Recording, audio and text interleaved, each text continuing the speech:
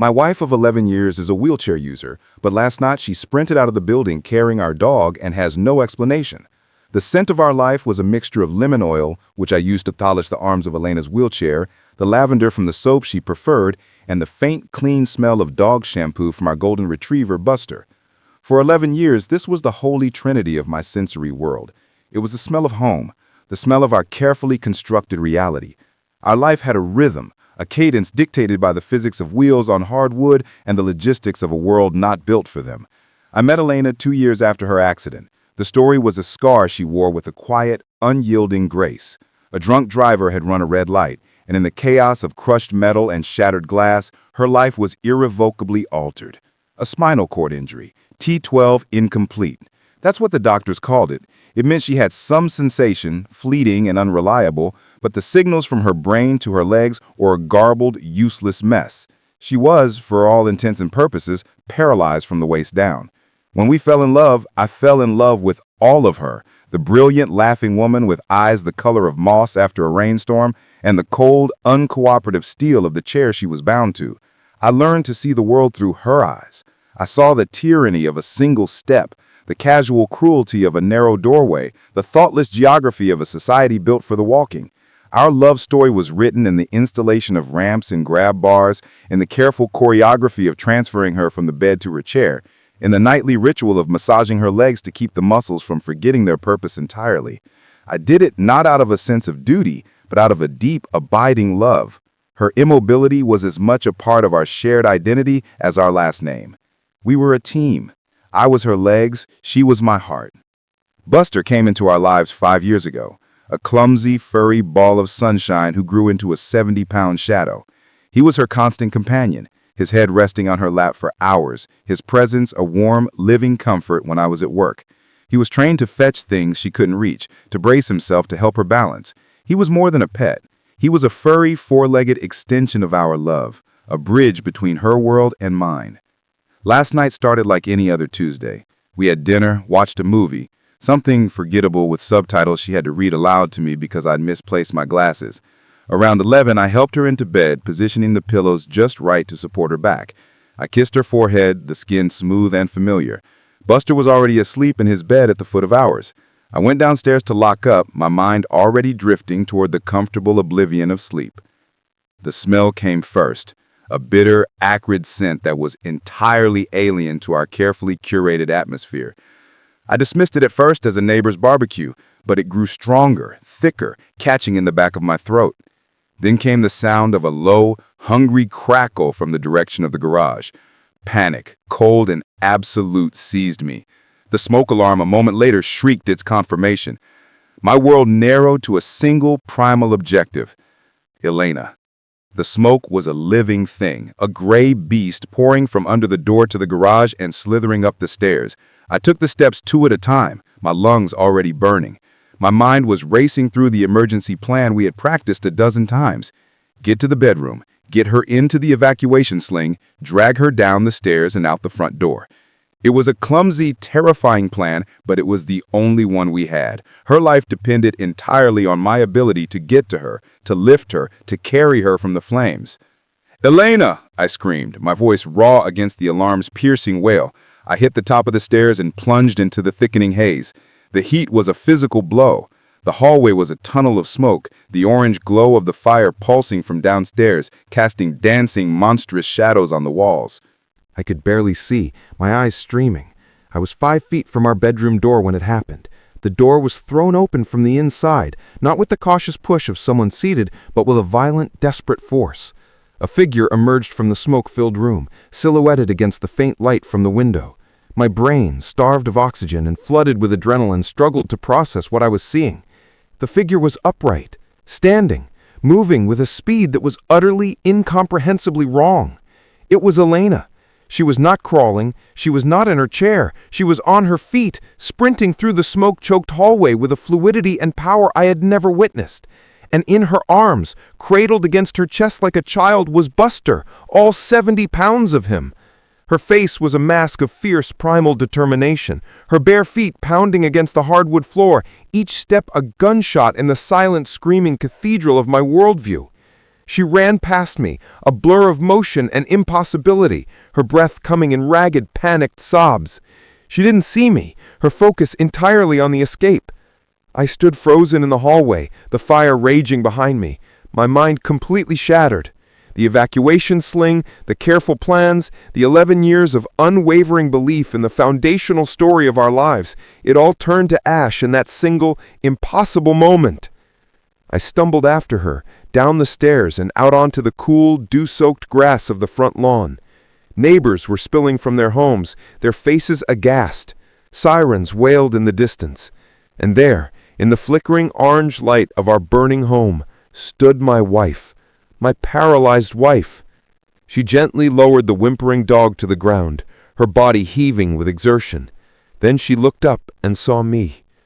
Her eyes, wide and wild with fear, locked with mine. In them I did not see relief or gratitude.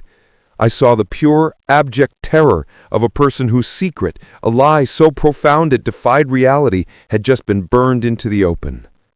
The universe of our marriage, once as predictable as the rising sun, had just folded in on itself. Time seemed to warp in the space between us on that lawn, stretching the single second of our locked gaze into an eternity. In her eyes, I saw the terror of a cornered animal. In my own, I can only imagine she saw the blank, horrifying void of a man whose fundamental laws of physics had just been proven false. The sirens grew louder, a fitting soundtrack for the complete system crash of my reality. Then, as if a switch had been flipped, her body betrayed her. Or perhaps her body obeyed her. The strength that had propelled her through the house, that had held our 70-pound dog, vanished. Her legs, which moments before had churned with the power of a sprinter, seemed to dissolve beneath her. She crumpled to the grass in a heap, not with the clumsiness of a fall, but with a strange, practiced fluidity, folding back into the familiar shape of her disability. It was a performance of collapse, so seamless it could have been real.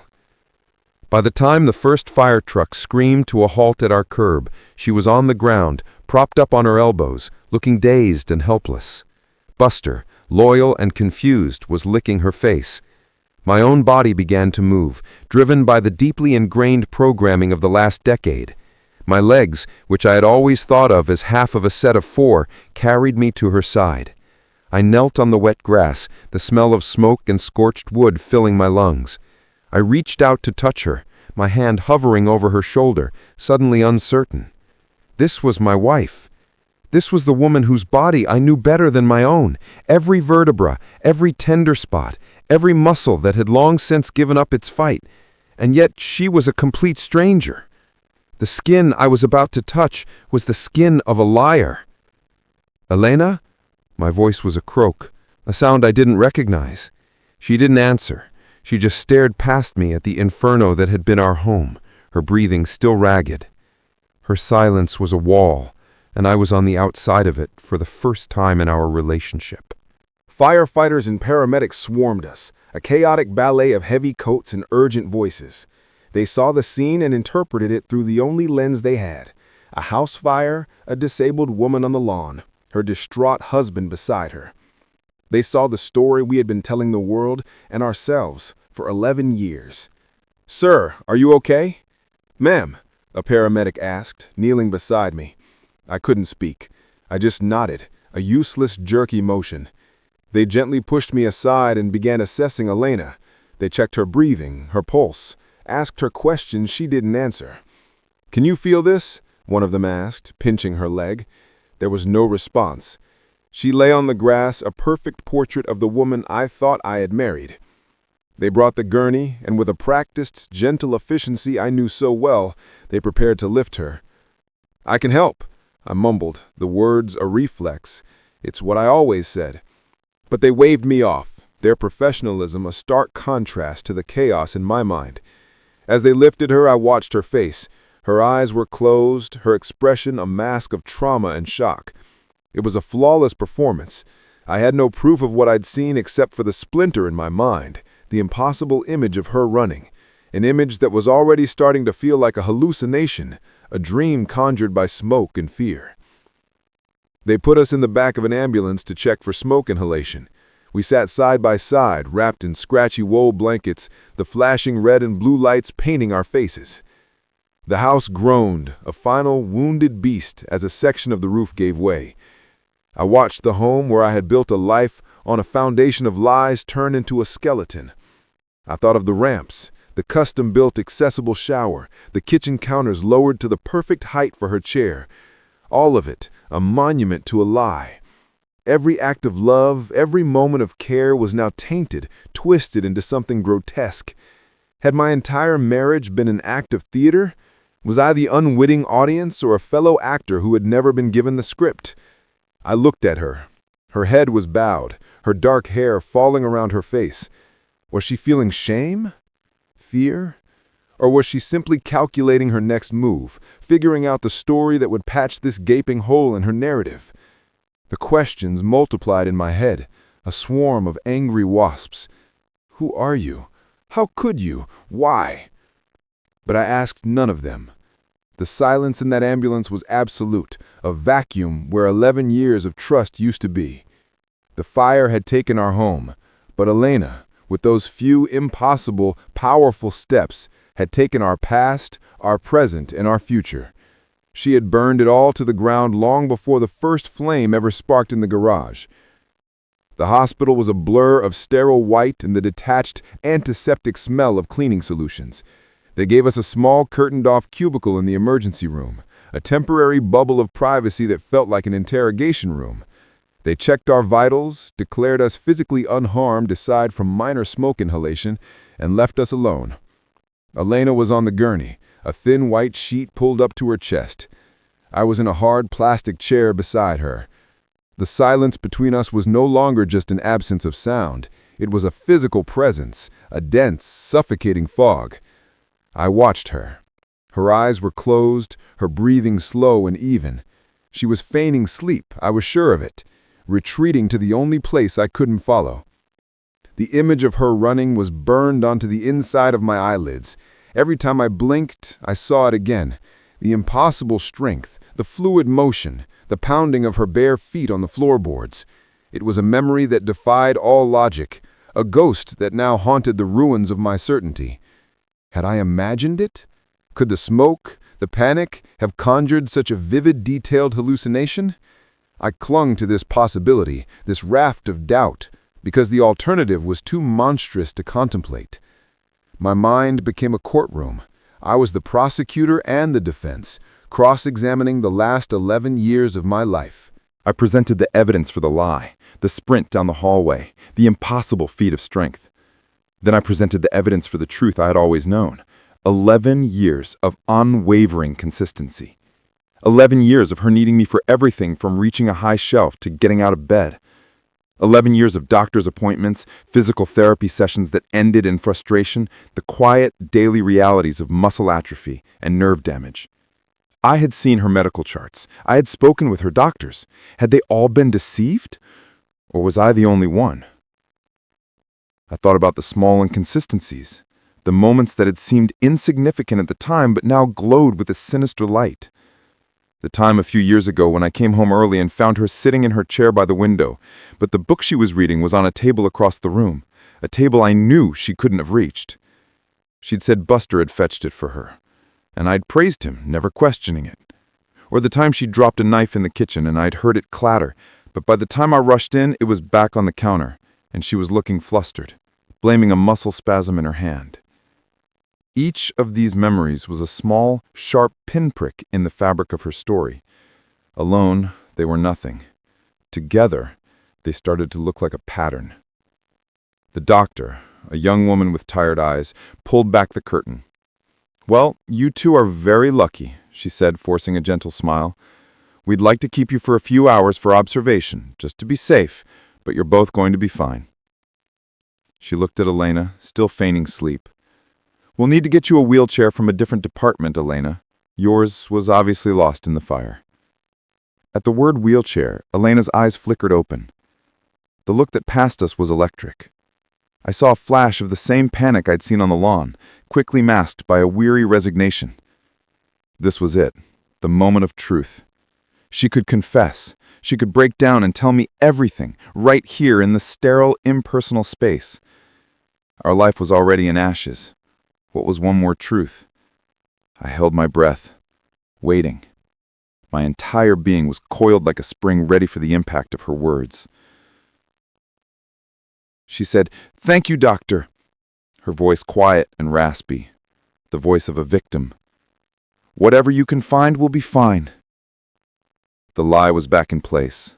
The curtain of her deception, momentarily torn by the fire, had been stitched shut. She had looked me in the eye and chosen to continue the performance. The hope I didn't even know I was holding, the hope for a confession, for an explanation, however insane, withered and died. The courtroom in my mind fell silent. The verdict was in. The doctor left. The silence that rushed back in was different. It was colder, harder. It was the silence of a truce between two warring nations who have run out of words. My doubt was gone, replaced by a cold, hard certainty that settled in the pit of my stomach like a block of ice. She had lied. She was lying still. 11 years. Our marriage, our home, my love, my sacrifices, all of it had been built on a foundation of sand, and I had been too blind to see it. I stood up, the legs of the plastic chair scraping against the linoleum. Her eyes snapped to mine. The fear was back, more pronounced this time. She knew something had shifted. She knew the rules of our engagement had changed. "Where are you going?" she whispered, her voice laced with a vulnerability that I now knew was a tool, a weapon she wielded with surgical precision. I looked down at her, the woman on the gurney, the stranger who wore my wife's face. "I'm going for a walk," I said, the words tasting like ash in my mouth. "Because I can." The walk through the hospital corridors was a pilgrimage through a foreign land. Every person I passed, a nurse striding with purpose, a doctor jogging to a code, a visitor pacing with anxiety, was a testament to a world of effortless motion I had subconsciously discounted for a decade. My own steps felt loud, defiant on the polished floors. For 11 years, my legs had been one half of a partnership. Now they felt like my only possession, the only part of my life that was unequivocally real. I didn't go to the cafeteria. I walked straight out the automatic doors of the emergency entrance and into the pre-dawn chill. The air was cool and carried the distant scent of asphalt and dew, a clean break from the hospital's recycled air and the lingering smoke in my clothes. A taxi was idling by the curb. I got in, the driver barely glancing at my disheveled blanket-draped form. "Where to?" he asked. I gave him my address. Our address. The word felt like a lie in my own mouth. The drive was silent, a tour of a city I was seeing for the first time. I saw the curb cuts at intersections, not as helpful tools, but as elements of an elaborate stage set. I saw the flights of stairs leading to storefronts, not as obstacles, but as simple, honest architecture. The world that had been filtered through the lens of Elena's disability was gone. I was seeing the raw, unfiltered version, and it was dizzying.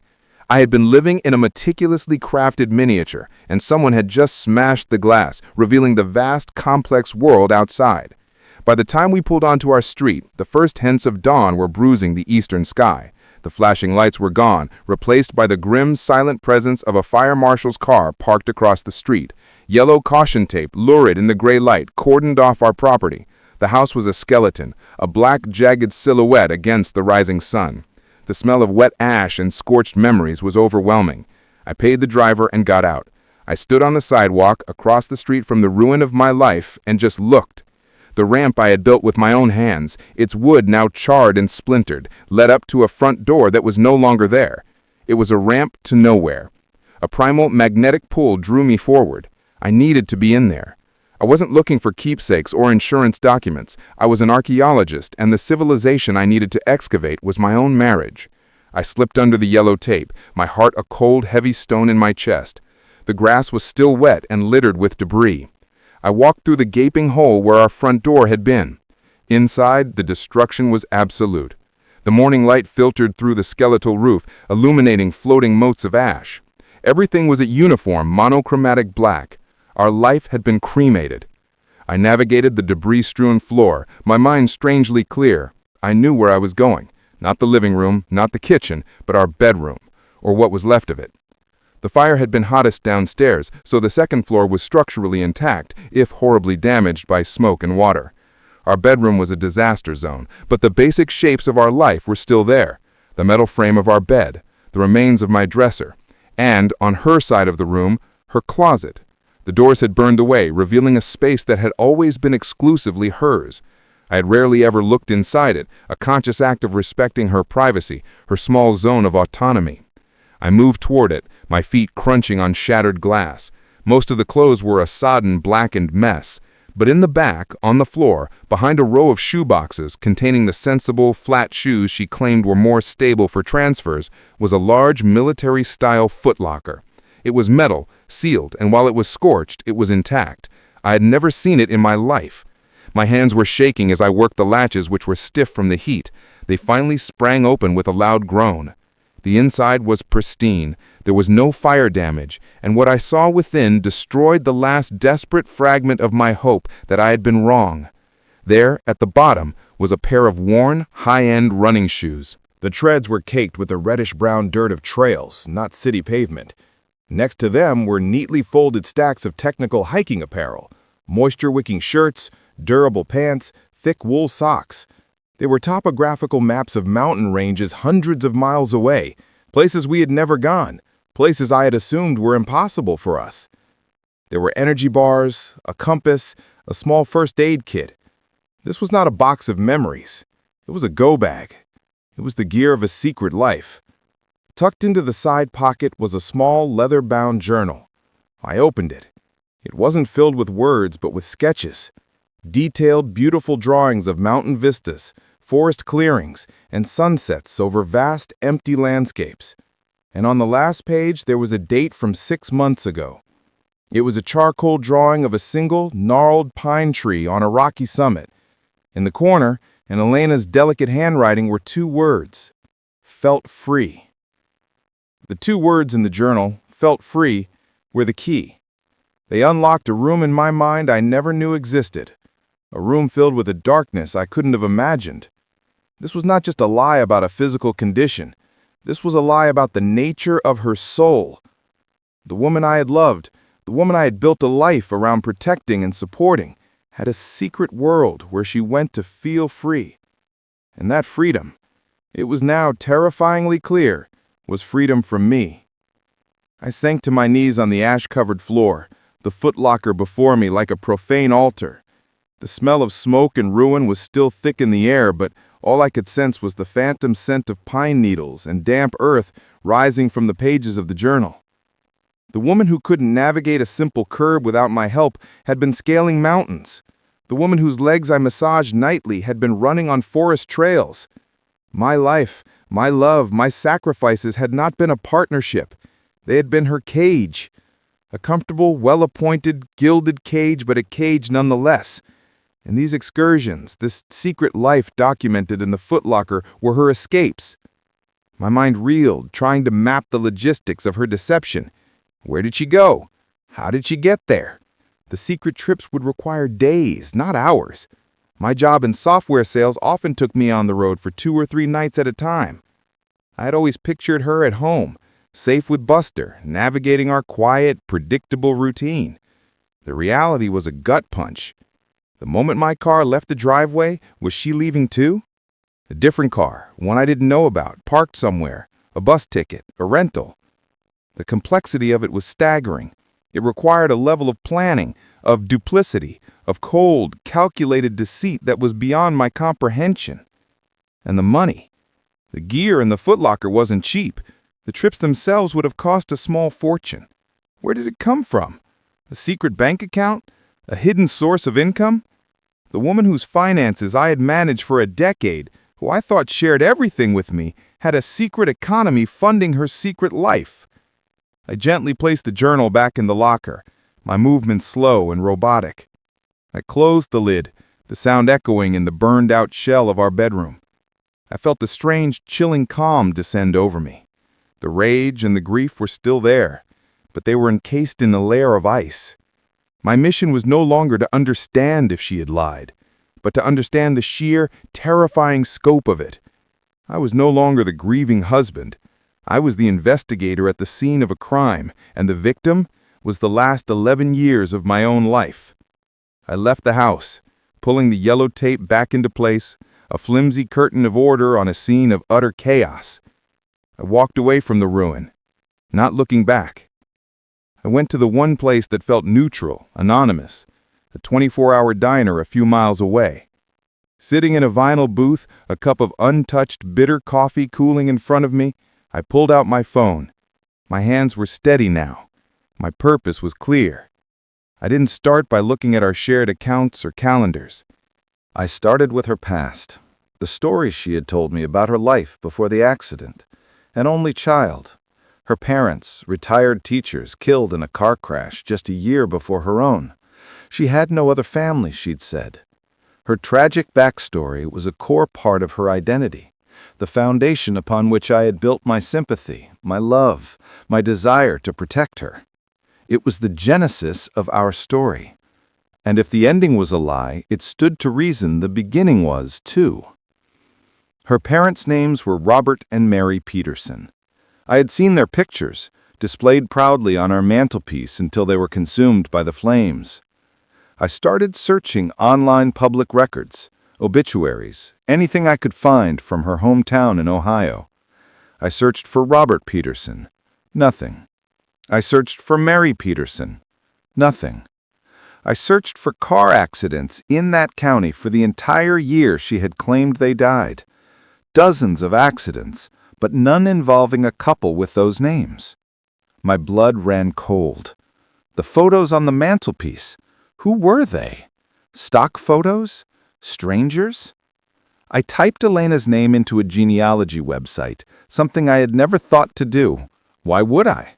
I had accepted her history as fact. A few clicks, a small subscription fee paid with my credit card, and the architecture of her life began to appear on the screen. And there it was, Elena Peterson, born in Columbus, Ohio. Father, Robert Peterson. Mother, Mary Peterson. And underneath their names, in plain, irrefutable text, status, living. Address, Columbus, Ohio. They weren't dead. They had never been dead. Her core tragedy, the event that had made her so vulnerable, so alone, the very thing that had made my protective love feel so essential, was the biggest lie of all. I felt the floor of the diner drop out from under me. She hadn't just lied about her legs. She had lied about her life. She had lied about death. Who was this woman? What had I married? I looked at my own reflection in the dark diner window, a stranger staring back, and I knew that before I could ever confront her, I had to go to Ohio. I had to knock on the door of the two people who might hold the key to the ghost I had been living with for 11 years. The flight to Ohio was an exercise in suspended animation. I was a ghost in a metal tube hurtling through the clouds at 500 miles per hour, my mind a static storm of unanswered questions. I didn't sleep. I didn't read. I stared out the small oval window at the patchwork of the world below, a world that now felt fundamentally unknowable. Every person on that plane, every house in every town I flew over, held secrets. I had just been too naive to understand that the deepest, most complex secrets could be living right beside me, sleeping in my bed. I had sent Elena a single curt text from the airport. Staying with my brother for a few days. Need space. It was a lie, of course, a small necessary deception in a sea of her monumental ones. I felt a pang of something, guilt maybe, or just the ingrained habit of being truthful with her, but it was quickly extinguished by the cold fire of my new reality. She replied almost instantly. Of course, I understand. I'm so sorry. For everything. I love you. The words, I love you, seemed obscene, a final desperate move in a game I was no longer playing.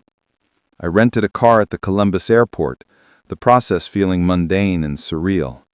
The GPS guided me through sleepy suburban streets, a landscape of manicured lawns and quiet, unassuming houses. It was the last place on earth I would have expected to find the epicenter of my wife's deception. I parked the car a block away from the address the genealogy website had provided. For a long time I just sat there, the engine ticking as it cooled. I was about to detonate a bomb in the lives of two people I had been told were dead for over a decade. What would I say? Hello, you don't know me, but your tragically deceased daughter has been pretending to be a paraplegic and married me under a mountain of lies? The absurdity of my situation was so profound it bordered on hysteria. I had to bite the inside of my cheek to keep from laughing or screaming.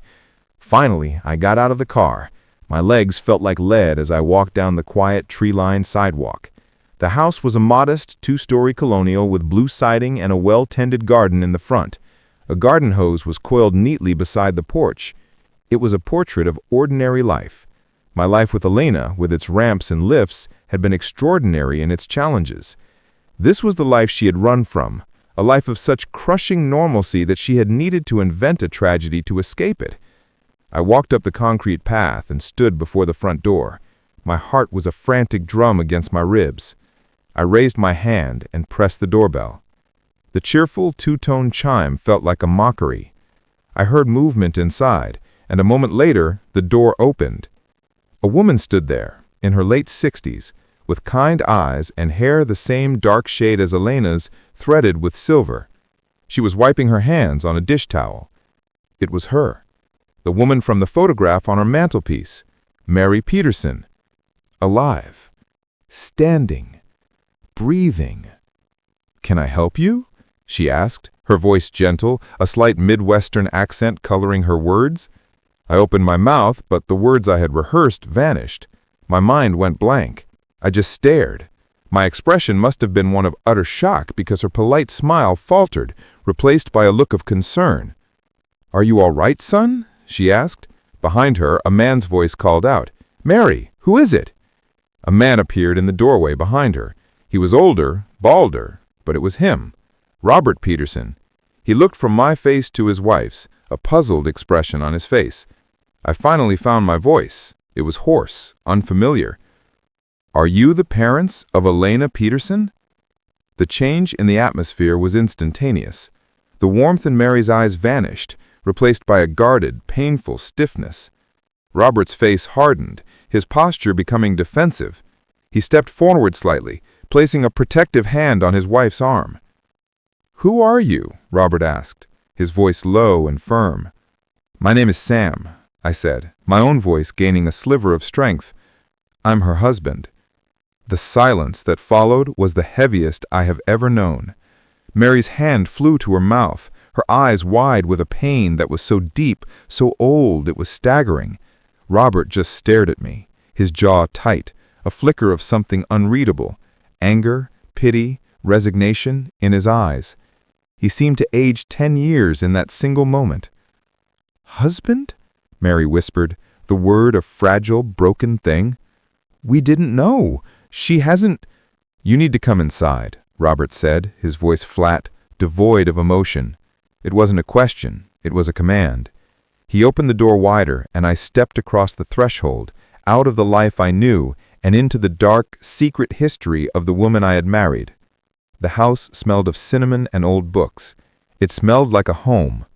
It smelled like the truth. The inside of the house was a museum of a life I was never supposed to know existed. The walls were covered in framed photographs, a sprawling gallery of a happy, normal family. There was Elena, a gap-toothed 7-year-old on a bicycle, her legs a blur of motion. Elena at a piano recital, her hands poised over the keys, a proud smile on her face. Elena in a cap and gown at her high school graduation, standing tall and straight between the two people I had been mourning for a decade. Every picture was a new betrayal, a new piece of evidence confirming the depth of her fabrication. They led me into a small, quiet living room, and we sat, the three of us, in a triangle of profound, uncomfortable silence.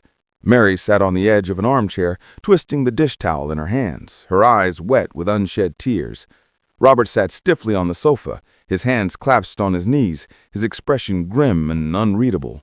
I was in a chair opposite them, a stranger who carried a report from a foreign land they had long since lost contact with. Finally, Robert spoke, his voice heavy with the weight of a story he clearly did not want to tell. "She left 12 years ago," he said, not looking at me, but at a fixed point on the far wall. "A few months after she graduated from college.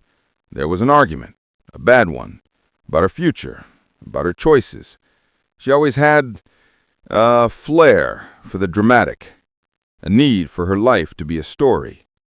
Mary flinched at the word dramatic, but she didn't contradict him. "She packed a bag and she left," Robert continued. "No note. For the first year, we heard nothing. We filed a missing persons report. We hired a private investigator. Nothing. We thought she was gone." He finally looked at me, his eyes filled with a weary, ancient pain. "Then about a year later, we get a letter. No return address. It was postmarked from halfway across the country. In it, she told us she was starting a new life. She said that to the new people she met, her parents were dead. She said it was cleaner that way. She told us not to look for her. She said she was happy." Mary let out a small, choked sob. "We respected her wishes," she whispered, her voice trembling. "What else could we do? We didn't want to lose her completely. We hoped that someday she would come back to us." The air in the room was thick with their grief, the grief of parents who had been forced to mourn their living daughter. My own anger, which had been a cold, hard knot in my chest, began to soften, complicated by the raw, undeniable suffering of these two people. I was not the only victim of Elena's story. I was just the latest one. "Did you know about the chair?" I asked, the question feeling absurd on my tongue. They looked at each other, a silent, pained communication passing between them. "No," Robert said, shaking his head slowly. "The last time I saw my daughter, she was standing on that porch screaming at me. She walked down that path and got in her car and drove away." He paused, his gaze turning inward. "But it doesn't surprise me." "What do you mean?" I asked. "Elena always needed to be the center of her own story," he said, his voice laced with a bitter resignation.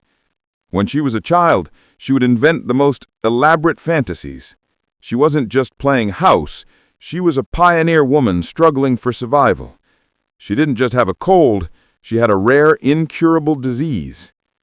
It was a part of her. We thought she would grow out of it. She never did. She just got better at it."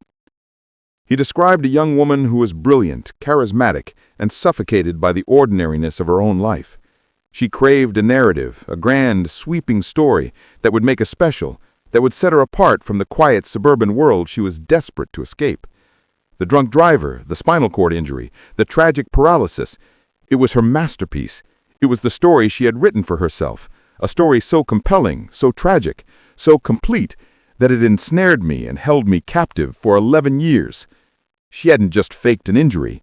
She had pathologically curated an entire existence. My existence. I finally understood. This wasn't about a simple desire to be lazy or to be cared for. This was something far deeper, far more complex.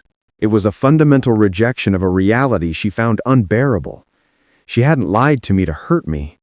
In her twisted, labyrinthine mind, she had lied to create a world she could tolerate living in, and she had simply needed a supporting cast. I was her leading man, chosen for my capacity for love, for my empathy, for my willingness to believe in the story she was selling. My best qualities had been the very things that made me the perfect target. "I'm sorry," Mary said, her voice thick with tears. "I'm so sorry for what she has done to you." I looked at these two people, the parents who had been erased from their own daughter's life, and I felt a sudden, unexpected kinship with them. We were the ghosts in Elena's story, the characters she had to kill off to make her own narrative work. "I found this," I said, my voice hollow. I pulled out my phone and showed them the picture I had taken of the drawing in her journal, the gnarled pine tree on the summit. The words, "felt free." Robert stared at the image, his face pale. "The old man's peak," he whispered. "It's a trail a few hours from here. I took her there when she was a little girl. It was her favorite place in the world." The final piece clicked into place. Her secret world wasn't just a random escape. It was a pilgrimage back to a piece of the very life she had claimed to have abandoned. She hadn't escaped her past at all. She had just been secretly visiting its grave and dancing on it. After I told her to get out, she didn't argue. The fight was gone. The elaborate architecture of her fantasy world now a pile of rubble around her. She simply nodded, a small, defeated gesture. She wheeled the clumsy hospital chair out of my hotel room, and I closed the door on 11 years of my life. I didn't watch her go down the hall. I stood with my back to the door, listening until the faint, insulting squeak of the wheels faded into nothing. And then there was only silence. The days that followed were a fog of logistics. Lawyers, insurance adjusters, bank managers. I moved through these interactions like a well-programmed machine.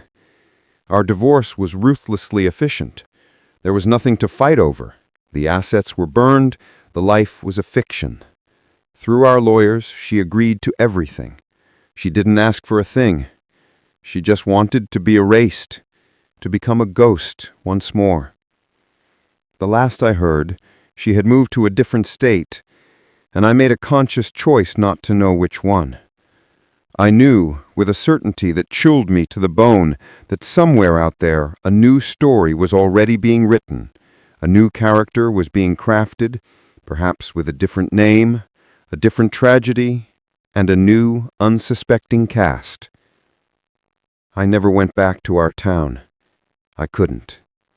Every street corner, every shop, every park bench was a set piece from a play I didn't know I was in. I took the insurance money, sold the scorched plot of land, and moved 1,000 miles away to a city by the ocean, a place with no memories. It's been a year now. I live in a small apartment that smells of salt air and fresh paint. I have a new job, new routines, new coffee shops where the barista knows my order. On the surface, it's a life. But the fire burned more than just my house. It burned away my ability to trust my own perception. I find myself constantly deconstructing the world around me. I watch people, the way they tell stories about their weekend, their childhood, their scars, and I see the narrative threads. I see the embellishments, the omissions, the character they are trying to play. I have become an unwilling expert in the art of fiction, and I see it everywhere. The most difficult part is the memory of love. I try to tell myself that it was all a lie, that every moment of affection was a calculated performance. But my body remembers. My heart remembers the genuine warmth in her laugh, the comfort of her presence in the quiet hours of the night, the feeling of my hand in hers. My love for her was real. It was the most real thing in my life. And her final, desperate confession in that hotel room haunts me. She said she loved me, that I was the only real thing in her fabricated world. I've come to believe that she was telling the truth in her own twisted way. I wasn't just a prop. I was her anchor. I was the solid, predictable, loving man who made her impossible fantasy feel safe enough to live in. And that, I think, is the cruelest part of all. She didn't just use me to deceive the world. She used my love to deceive herself. I'm healing, I think. I can walk on the beach and feel the sun on my face without it feeling like a scene from a movie. I'm starting to believe that a quiet, normal life isn't a failure, but a gift. But the ghost of our life together remains, a constant, quiet hum beneath the surface of my new one. It has left me with a question that I can't answer, a question that sits in the hollow space she left behind. So here is what I need to ask you, the audience, because I truly don't know the answer. If a love is born from a lie, and that love feels completely real to both people but can only exist because of the lie, was any of it ever real at all? Don't forget to like and subscribe. I post new stories every day.